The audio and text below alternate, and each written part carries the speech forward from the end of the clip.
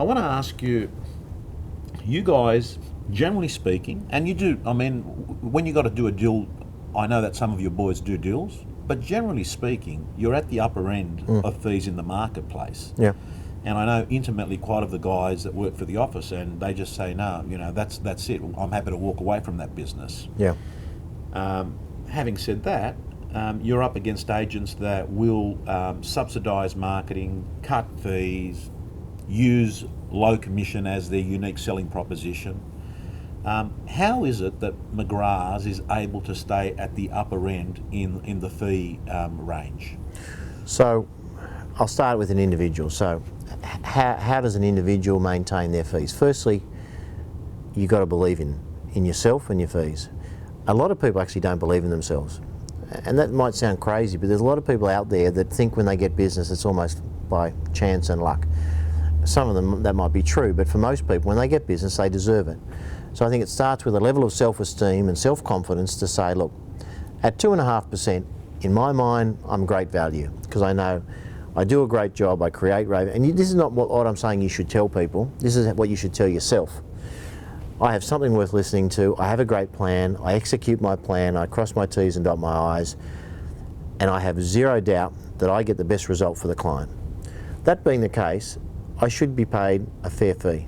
I don't say what people sometimes say a high fee, because my view is 2.5% for a great agent is actually not a high fee, it's a very fair fee for the vendor.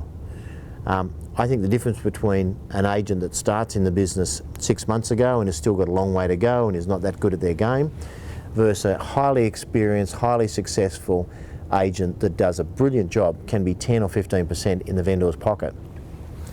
So if you start with that belief, you've got to understand that you are worthy of it. And by the way, if you think about that and you don't think you're worthy of it, you've got to do some work on yourself until you are worthy of it. Not convincing yourself something you're not, but actually becoming really good at your game. If you're not a good negotiator and you know it, and you're saying, yeah, I heard that from John, but I don't think I can get 10% more than someone else, go and figure out how you do it. How do you up your negotiation skills so you can then say, yeah, I do get more. And I know some of the negotiation strategies and approaches our guys use.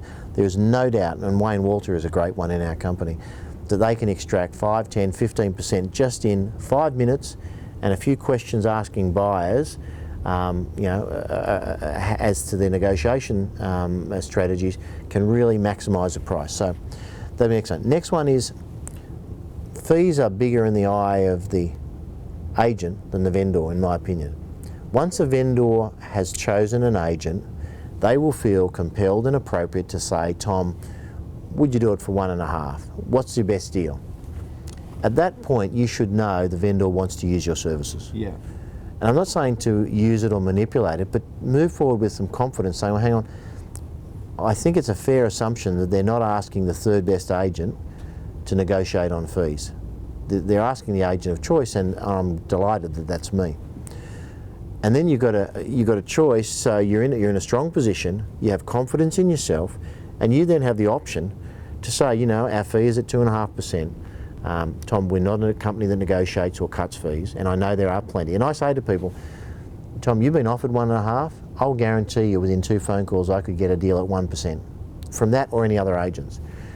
Question is, do you want the best agent or the cheapest agent? And that's a decision only you can make, but they're not the same agent.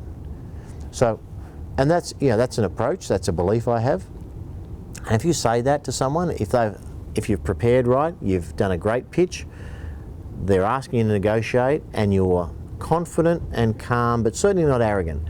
You never want to make someone belittled or feel uncomfortable that they ask the question, because I think it's great they ask the question because they're doing their job. As a vendor, your job, I guess, is to choose the best agent and then see what's the best deal you can get. That's normal. Like when you buy a car, you don't buy purely on price generally. You find the car you want, then you say to the car dealer, look, give me your best deal. Same with a vendor. One of the girls I was at Port Macquarie the other day in our Port Macquarie office, and she does, her average fee is about 4.8%. Well, 4.8? It is 4.8. Now, admittedly, her competitors, it's slightly higher fees up there, but they're still 3.5. So she's 1.3 more. And I said to her, you know, so what do you say when the vendor says, hang on, I've just spoken to 4 other agents, they're all at 3.3. She said, well, that's their fee and this is mine. And she doesn't say it arrogantly, but she's calm and confident. And they say, so these guys have all said they'll do it for that fee. And she said, well, if you want to go with them, you should go with them. I think I can get you the best price. If I haven't convinced you of that, you probably should go with them. If I've convinced you I can get you the best price, I'm only another 1.3% more, and your house is 400,000, so that's like 5,000 difference. If you don't think I can get more than 5,000 than these guys, you should probably take them. And she's comfortable in it, and there's not a percent of arrogance or disrespect, but there's also not a sense of embarrassment or discomfort in having a fee that is appropriate, and she believes, and she's got a great track record of getting terrific results. So you got to believe in yourself. So what I'm hearing, John, is first you've got to pick yourself before they pick you. And if you pick yourself and you're believing what you're saying, it shouldn't come across as being arrogant, but like very sure. And the way you're making it sound like is it's actually more about the final figure they're going to get and less about the fee, which should make the fee look insignificant if you can prove to them that you're going to get them 20 or 30 grand more. We spoke on a webinar together earlier, and we talked about words change lives. So the concept is you can say something to someone at any given time that shifts their understanding or their belief or their perception that can just in an instant. So if I said to you, Tom, you tell me, do you think the cheapest agent is the one with the lowest fee percentage or the one that gets you the most amount of money in your bank account on settlement day? A vendor was going to say, well, yeah, obviously. So I guess if we took that into the real world, Tom, and said, your home, which is worth, we think, around 500,000, if an agent that was charging you 1% got 490 and I'm 2.5% and I got 512, yeah, who's the cheapest agent? And anyone is going to look at that and say, well, obviously you are, because I'm going to end up with more money in my pocket. Yeah. But not everyone thinks like that. A lot of people go into it thinking, well, I guess agents are agents and the house will sell itself. Reality is agents are not agents. The difference between a bad agent and a great agent can be 10, 15%. At $500,000, that's $50,000 to $75,000 differential. Yeah. So there is a big difference in the industry. If you're buying a commodity that's identical, it's a cookie cutter everywhere you go, you can shop on price confidently because you know you're going to get the same no matter who you buy it from. You just want the best price. With an agent or a surgeon or a barrister or an accountant, the difference between someone that really knows their stuff and is sharp as a tack and gives you smart advice and someone else can mean a lot of money. Okay, so takeaway points there. Some of the things that John said that I think need to be brain tattooed is the cheapest agent is in fact the one that gets you the best price. Yes. Do you want the cheapest or do you want the best agent? And they're not the same. And they're not the same. They're not the same. And most of the times, it's funny, John, I heard the quote which was, hiring a cheap agent is like hiring an overweight personal trainer. You're right. Actually picking the person that is the least competent to be doing that job for you. And what a great metaphor to say to a vendor. Yeah. If they can't protect their own fees, it's a bit like, would you hire a personal trainer that's 30 kilos overweight? No, because they don't walk their talk. And yet you're talking to me about an agent that when you ask them will they discount, they went from 2.5 to 1.5 in about 5 seconds. What happens when someone puts in a bid for your home at 475? If they can't protect their own fees, how are they going to protect your price? So again, words change life. As an agent, you need to be a wordsmith. To do that, you need to think about your business, you need to understand what are the important bits, and you need to practice it. Now, when I say wordsmith, this is not about smoke and mirrors. How do I say something to trick them into signing? That's not what it's about at all. It's got to come from a point of solid logic, integrity, and real data. So again, if you're sitting there saying, yeah, I agree with everything John and Tom are saying, but I actually don't think I'm the best agent, well, become the best agent, because that's possible too. Okay, John, I want to talk a little bit about marketing. You guys are generally, again, at the upper end in marketing. So when a home goes on the market, you seem to see you've got good inventory online. In the community products especially, you've got big display ads, McGrath magazine. You basically have properties that fly at people's faces. They're very, very visible. can I ask, is that something that is drilled down from you to the group? Is there a strategy there? How come? I mean, McGrath appears to play above its weight. For the number of offices around the country, you appear very heavyweight in marketing. Yeah, good question. Number one comes back to belief. Nearly everything that we do comes back to belief. So, belief number one, we think our role is not to sell your house, but to get a premium price. Belief number two off the back of that is we think the way to get a premium price is to get more buyers to your home, to get excited and then compete for it. Number three is the only way we think you can get more buyers to your home is to have a comprehensive marketing strategy. Belief number four, we not only want local area active buyers, which are the low-hanging fruit, and you could almost put a signboard out the front, you're going to get them. We want out-of-area buyers. We want passive buyers, people that aren't looking every week on the internet and in the local paper. We want international buyers. We want investors, and we want owner-occupiers. So rather than saying we're looking for a buyer, we're saying, Tom, what we want to do is make sure we find everyone possible on the planet. They could be in Dubai, they could be next door, up the road.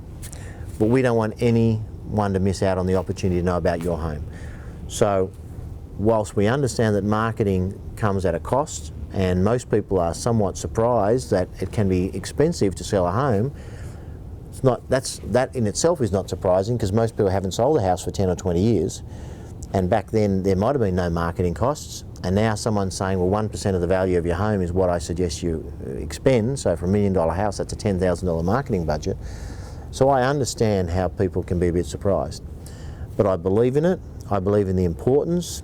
I've had so many experiences where 2 or 3 extra bidders that we found because our marketing is comprehensive turned into potentially 200,000 or 300,000 as an end result. So I just sell it from a point of commitment, conviction and compassion, that I understand how you're feeling, but here's what I'm going to tell you is the best way to get the best possible price. And it's just a transfer of belief. If you don't believe in marketing, you'll almost never sell it. If you believe in it, it's easy. Because you say, Tom, if you were my best friend or brother or family member, I'd be telling you the same thing. I'm telling you how to get the best price. Marketing is critical. Comprehensive marketing is critical. And you and I have this conversation often around the internet and online and offline. It's clear that the internet is a very strong provider of sources of leads and referrals and buyers and so forth. But it's also very clear that there's still a very large percentage coming from elsewhere, local paper, metropolitan paper, magazines and so on, and signboards. The old-fashioned little signboard that goes back 150 years still generates a lot of interest. So when a vendor says to me, well, why wouldn't we just go online because that's where all the inquiry comes from? I'd say, well, it's actually not where all the inquiry comes from. It's where a good percentage of the inquiry comes from, but there's a lot from signboards, local papers and so on and so forth. So I think you've got to be comprehensive. You've got to be looking for people globally as well as locally. You've got to be looking for people that are active in the market as well as trying to interest people that are passive or not active in the market. So that strategy starts with me and filters through the whole organisation. So we don't say, you must go and sell big campaigns. We say, if you believe in the way to get the best price is marketing, go out there and passionately sell marketing. Don't oversell it, although I do say to clients, if you're going to make a mistake on your marketing investment, Tom, here's my experience. If you spend too much, you might waste 2,000 or 3,000. If you spend too little, it might cost you 20,000 or 30,000. Because if a buyer comes to me the day after we sell your property at auction and they said, oh, I didn't find out about it, well, I'm not on the internet, or I wasn't looking on the internet, well then that could cost you 20,000 or 30,000. We sold a property which I mentioned at the gym the other day, the real estate gym. We sold a property for $11.25 million basically after an $80,000 campaign many years ago, the equivalent of probably a $200,000 campaign today. We sold it to virtually the neighbour who lived up the road. Having gone internationally, looking everywhere, the vendor was delighted because we left no stone unturned. And at the end of the day he said, well, if the neighbour still bought it, even though we knew the neighbour was interested when we started, I now know that he was the best buyer. So he was satisfied with that major investment to have that insurance. Okay. John, I want to talk to you about closing. Do you think closing is necessary? Do you think closing is overrated? Do you think closing is pushy? What do you see from your people that get the business done? Look, closing is sort of an old-fashioned word and concept, and I think when it was originally developed in those terms, it probably was a bit pushy. I remember going to many a sales course when I was a sort of a teenager in early 20s where I felt uncomfortable because it felt like on some of the closing techniques there was a high degree of pressure and even in some instances a bit of trickery. So what I'm saying is everyone will put off making a decision as long as they have to for fear of making a mistake. You do it yourself, I do it. Should we buy this house? Should we buy this car? Should we go on this holiday, that holiday? People are not sure. At some point you need to make a decision or you miss out altogether on any of those things. So my view is if someone has decided to sell a home, they probably need an agent unless they're going to do it themselves, and they're going to be exposing themselves to several agents and they'll interview them and then they need to make a decision. So what I do is once I feel I've earned the right to ask for the business, I ask for the business. But I don't do it and I don't wait and then there's a drum roll and all of a sudden I ask a closing question. All along the way I check on the advice I'm giving and what I'm thinking, how does that fit with the vendor? So there are certain trigger points as we go through talking about the sale of your property. We talk about pricing and comparable sales. I'll say, Tom, based on these comparables that I think we've looked at, early to mid fives are what similar homes have been selling. How does that feel for you? Is that sort of fit with your expectation? So in a way, that's checking in. And then we'll talk about sale process. So Tom, there's private treaty, there's auction, there's tender. We've spoken about a few different things. Based on the conversation, it feels like auction would work for your property. How does it work for you though? Because your property's not signing me up, you're signing me up. Is that going to be a sale process that would work for you? And we do the same with marketing. So when you get to the end of it, you should actually have ticked all the boxes that said, well, we seem to be aligned on value. We seem to have an agreement that auction's a good way to go. You're comfortable with expending some money on marketing, and we'll refine that, but that's roughly. Now I just have to check if you're happy with my approach and with me representing you. So that's what I say, words to the effect, and they're different every time. I haven't got one strict sentence that I say. I love this. This is excellent because you're basically saying they've said to yes nearly to every aspect of the transaction. Is there a bit there that they say ultimate yes to the paperwork? Yeah, so at the end of it I'll say, so Tom, based on if we were to go to auction and we're looking for buyers in this price range and we expended 5,000 or 6,000 marketing, and as I mentioned I could have a photographer here on Tuesday to photograph it, in which case we'll be open Saturday week, have it in the local paper the following Thursday, and then we're up and running. How does that overall plan feel for you? Now, there's sort of really only two things you can say. You can say, well, it feels pretty good, or I'm not comfortable with it. If I'm not comfortable, I want to revisit where you're not comfortable. If you say it feels really good, just say, well, if you're comfortable with that, I would love to look after you. Would you be happy putting me to work? And shut up. Because the jibber jabber that follows, the nervous banter, can just actually talk you out of sale. You're getting to the point now where you want to know, does the vendor feel there's a connection? Do they feel confident in your ability to deliver on your plan? And if so, let's go. That shut up silence bit, which you actually, at the real estate gym, you asked a question and there was silence for around 15 seconds. Yeah. And John, to me, that takes courage. Yes. To not actually open your mouth again, because I don't know how to explain it. Just the silence there. It's a lot of power. Most salespeople don't understand the power of saying nothing. Saying nothing following an intelligent question that you had earned the right to ask.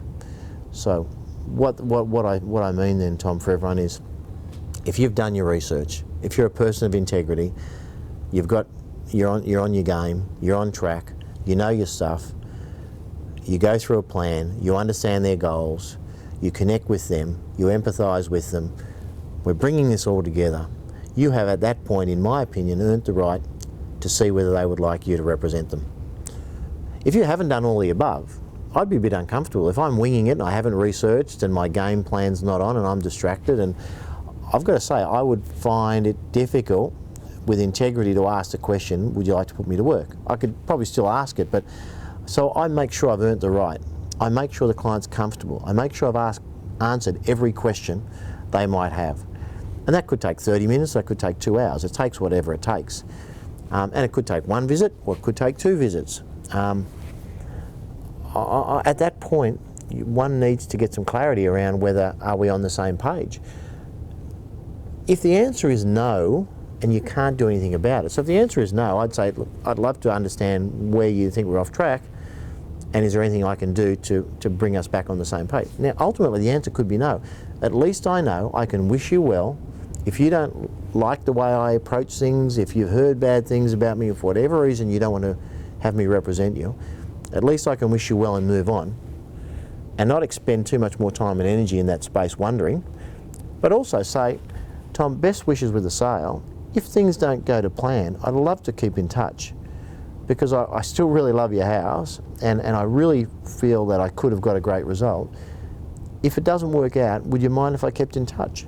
I've never met anyone in 30 years of real estate that said, no, never call me again. Most people say, yeah, sure. Yeah, look, sorry about that, but there's something about this other agent that appeals to me, or I've really been strongly referred to her, and I just think she would suit this house a bit more. This is a small world. You don't want to burn any bridges. And I understand that to be highly successful, I don't have to get every piece of business. I want to get every piece of good business, but I don't have to get every piece of good business to actually achieve my own personal goals. So it's interesting, but I don't feel uncomfortable in the process of asking for the business. I don't do it too early, because that can put people off. But just as well as sometimes, I know plenty of agents go to listing presentations, they do the right job, they do all the research, then they don't ask for the right to represent them. And I just think, wow, well, you've missed an opportunity for a client that may have wanted to say yes at that particular time.